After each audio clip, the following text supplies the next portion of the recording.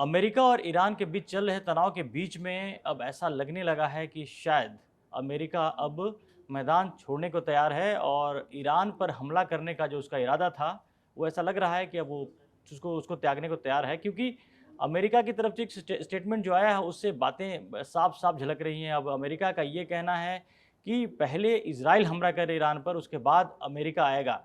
यानी कि अब तक जो ऐसा लग रहा था कि इज़राइल अपने कूटनीति से वो अमेरिका को आगे कर दिया है और अमेरिका इज़राइल के बीच में एक तरह से लड़ाई चल रही है और इज़राइल पीछे बैठकर चुपचाप देख रहा था। तो अचानक अमेरिका को ऐसा लगने लगा है कि इसमें उसका क्या फ़ायदा है और क्या नुकसान है, इन चीज़ों पे सोचने लगा है और अब एक मौके की तलाश में है अमेरिका।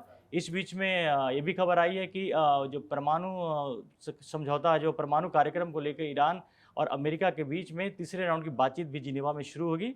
यानी कि वो जो युद्ध की जो आशंका थी, वो शायद धीरे-धीरे वहाँ से वो जो है ना कि वो बर्फ़ पिघलने लगा है, ऐसा लग रहा है बिल्कुल। संजय जी। और ये अच्छा भी है, ये ना सिर्फ़ अमेरिका और ईरान के लिए बल्कि पूरी दुनिया के लिए, क्योंकि वहाँ पर एक ऐसे बारूद पे ये दोनों देश बैठे हैं कि अगर यहाँ के दोनों देशों के बीच में अगर किसी तरह की अगर लड़ाई होती है, तो उसका खामियाज़ा पूरी दुनिया को भुगतना पड़ेगा। और अब लग रहा है कि अमेरिका एक दूसरी रणनीति पे काम करना शुरू कर दिया है। नहीं, नहीं, बिल्कुल सही कह रहे हैं और देखिए हम लोगों के बीच में हम पहले पहले भी इस बारे में जो बातचीत हुई है उसमें भी ये था कि अमेरिका युद्ध करेगा ही नहीं। हुँ, मतलब अभी तक जो लग रहा है हुँ। ये एक मनोवैज्ञानिक दबाव की स्थिति ज़्यादा है कि अमेरिका इतना घेरा कस देना चाहता है, इतना मनोवैज्ञानिक दबाव बढ़ा देना चाहता है कि ईरान अपने आप अमेरिका जो कह रहा है वो बातें मान ले। हुँ, और इसी वजह से देखिए पहले दौर में जो वार्ता हुई अमेरिका और ईरान के बीच में, उसमें कुछ सहमतियां बनी, कुछ सहमतियां नहीं बनी। और ईरानी विदेश मंत्री ने कहा बातचीत हुई है, गंभीर बातचीत हुई है। अब दूसरे देश की फिर से जिनेवा में मीटिंग होने जा रही है और मुझको लगता है कि देखिए इसमें मोटे तौर पे यह है कि एक ही समझौता होगा। हुँ। ये आप देख लीजिएगा कि इसमें परमाणु हथियार वो नहीं बनाएगा। इस वो पर ईरान पहले संकेत वो दे रहा है ईरान लगातार। पहले से संकेत दे रहा है। मिसाइल को लेकर के ईरान बिल्कुल नहीं मानेगा। उसको लेकर के उसी पर चीज़ें अटकेंगी और वहाँ पर क्या बीच का एक रास्ता निकाला जाता है, वो देखने वाली बात होगी। और ये बात अमेरिका को भी लग रही है, सारी बातें यहाँ तक है कि ईरान को भी अपनी रक्षा करने का हक है और अगर उसके पास नहीं होगा मिसाइल, तो किस तरह से किसी भी दुश्मन देश से अपनी रक्षा और करेगा। वैसे उसको मिसाइल से अमेरिका को इतनी प्रॉब्लम नहीं जितनी कि इजराइल को प्रॉब्लम है, क्योंकि बिल्कुल। पिछली बार जो युद्ध हुआ दोनों देशों के बीच में, इजराइल और ईरान के बीच में, उसमें ईरान के जो मिसाइल थे उसने काफ़ी परेशानी में डाला इजराइल को, और जो आयरन डोम है उसको भी काफ़ी हद तक डैमेज करने में सफल रहा है। तो आगे की जो चिंता है, ये इजराइल को ही चिंता सता रही है। और उसमें चिंता में एक और बात है कि अगर उसके पास अगर लगातार अगर मिसाइल की ताकत बढ़ती रही, तो परमाणु बम तो क्या है, आजकल तो परमाणु बम दूसरी जगह से भी आ जाते हैं वो। तो अगर ईरान के हाथ में परमाणु बम अगर लग गया, एटम बम अगर आ गया, तो कहीं न कहीं पर वो इज़राइल के खिलाफ इस्तेमाल भी कर सकता है। तो ऐसा है कि इज़राइल की जो आशंका है वो बहुत गलत भी नहीं है। नहीं, गलत भी नहीं है लेकिन देखिए इसमें है क्या? एक तरफ इज़राइल है।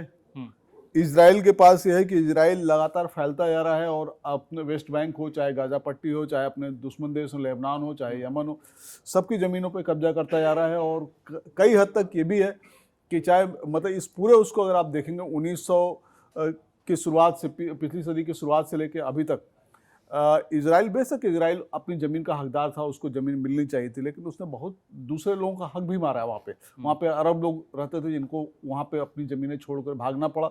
अभी भी वहाँ पे जो लोग रह रहे हैं उनके वो बड़े बुरे हालत में रह रहे हैं। हुँ, दूसरे दर्जे के नागरिक इज़राइल में रहने वाले अरब या दूसरे लोग माने जाते हैं। तो ये तो है कि इज़राइल अपने पास तो सारे हथियार रखना चाहता है, हुँ। अपनी सारी चीज़ें करेगा, तो दूसरा देश क्यों नहीं करेगा? दूसरे देश को भी रक्षा करने का हक है, हथियार रखने का हक है।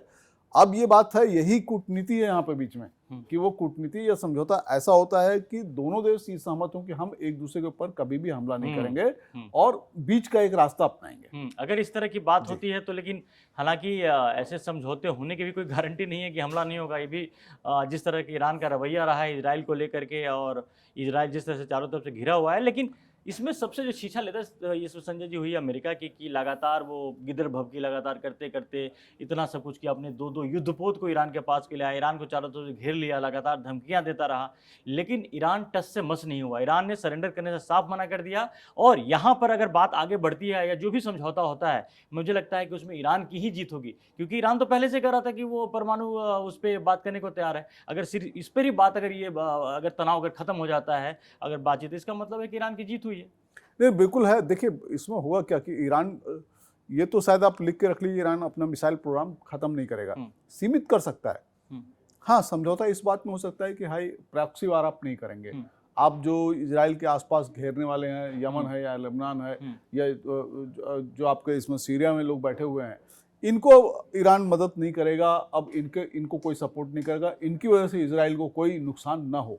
इस चीज पर तो कुछ समझौता हो सकता है, बन जाए, लेकिन बहुत मुश्किल है। मुझको नहीं लगता कि ईरान कभी भी अपनी मिसाइल रोक देने पर आपको समझौता ये करेगा। आपने जो बातें कही प्रॉक्सी वार वाला, आपको लगता है? क्योंकि ईरान तो कस्में खाता है, वो तो उसके अगर उनके डीएनए में देखें तो जिस तरह से खुमैनी के जो विचार रहे हैं, उनके लिए अमेरिका और इजराइल तो बिल्कुल दुश्मन है और उसको तबाह करने की उनकी एकदम चाहत है वो करके।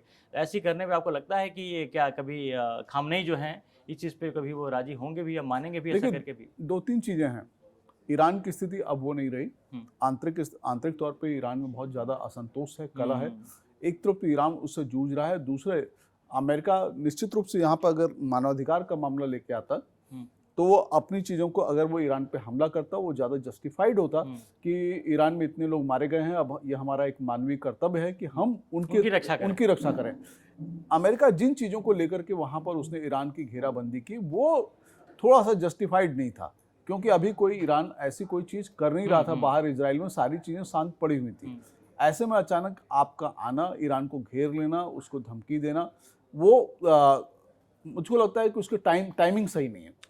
लेकिन इसमें एक बात ये भी होता है कि अब तक हमें मान के चल रहे थे कि इजराइल ने बड़ी चालाकी से, या कहिए कि बड़े दिमाग लगा करके उन्होंने कहीं ना जिस प्रॉब्लम इजराइल की अमेरिका को आगे कर दिया था। लेकिन अब अगर यहाँ पर युद्ध नहीं होता है या अमेरिका हमला नहीं करता है, इसके बाद आपको लगता है कि इजराइल शांति से बैठ पाएगा क्या? क्योंकि अभी भी जो इजराइल के कंसर्न है वो बरकरार है। नहीं, कंसर्न तो देखिए वो हमेशा बरकरार रहेंगे। जैसे भारत और पाकिस्तान के कंसर्न हमेशा बरकरार रहेंगे, दोनों दुश्मन देश हैं और रहेंगे, चाहे जो कुछ आप कर लीजिए। उत्तर कोरिया या साउथ कोरिया दुश्मन देश हैं, हमेशा रहेंगे। तो वो कंसर्न तो खैर कोई दूर नहीं कर सकता है। और अमेरिका की स्थिति ट्रंप की है कि देखिए उनके यहाँ मध्यावधि चुनाव होने वाला है। अगर वो युद्ध में फंसते हैं और देखिए युद्ध में अगर वो फंसे ईरान में तो बहुत बुरा फंसेंगे, और अगर फंस गए तो वहां पर अमेरिका में बड़ी छीछा लेदर होगी उनकी। उसमें तमाम बातें कही जाएंगी कि आप इस युद्ध को क्यों इजराइल के लिए लड़ने गए, वहां पे हम अपने सैनिकों को तबाह कर रहे हैं। अमेरिका की अर्थव्यवस्था इससे बहुत बुरी तरह से बजी हुई है, तो इससे और ज्यादा उसकी अर्थव्यवस्था खराब होगी। और वो भी तब जब ट्रम्प दावा करते रहे हैं कि वो तो युद्ध होने नहीं देते, खत्म करा देते हैं। वो भी वैसे में अननेसेसरी का युद्ध जो मतलब था ही नहीं, उसको लड़ने जा रहे थे। तो सारी चीजें अगर आप देखिए, वो सारे पत्ते अगर आप खोलिए तो उसमें अमेरिका के लिए चीजें फेवरेबल नहीं है।